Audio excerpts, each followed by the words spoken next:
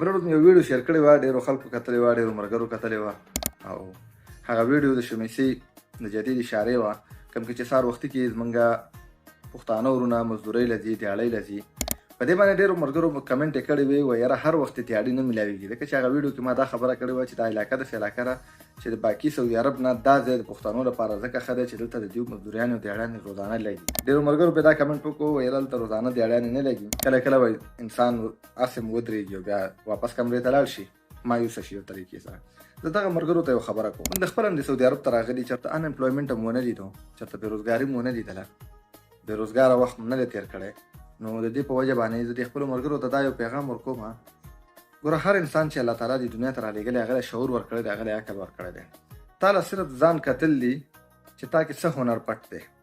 داسې به ډېر کارونه وو په پاکستان کې چې تا به زړه کېدو چې زه دا کار وکړم او هغه کار به تا کولی شو، هلته به ورته موقع نه میلاو شي. دا بلکل نشي کېدلی چې هغه کار به په پاکستان کې وي او دلته به نه وي. دلته هم دغسې کارونه شته دی، کوم چې ستا خوښ وي، کوم چې ستا شوق وي هغه کار سره.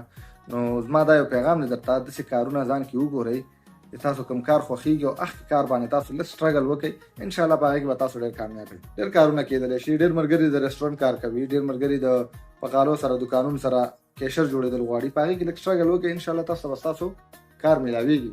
خو چې تاسو پکې سټرګل نه کوئ او فورسلی دیاړۍ له ځئ، لکه مطلب څوک در باندې په زور دیاړي کوي، نو دا دیاړي به یو ورځ یې وکئ او بیا ناست وي، زړه به هم نه وي. یو ورځ به دیاړي وکړي، دوه ورځې به چوټۍ در زړه کېږي، ځکه چې دې کار کې ستا شوق نشته دی، دې سره ستا طبع نه لګي. د دې په وجه درته زه یم چې په کوم کار کې م شوق وي او په کوم کار کې تاسو کې دا پوټنشل وي، تاسو ځان کې دا وینئ چې زه دا کار کولی شم او دې کار کې به زه کامیابي حاصلولی شم، نو هغې کار ته لاس واچوئ او انشاءالله کامیاب به شئ پکې. ډېره مننه. مسافري ښه په امن او ښه په خوشحالۍ طریقه باندې تېروئ.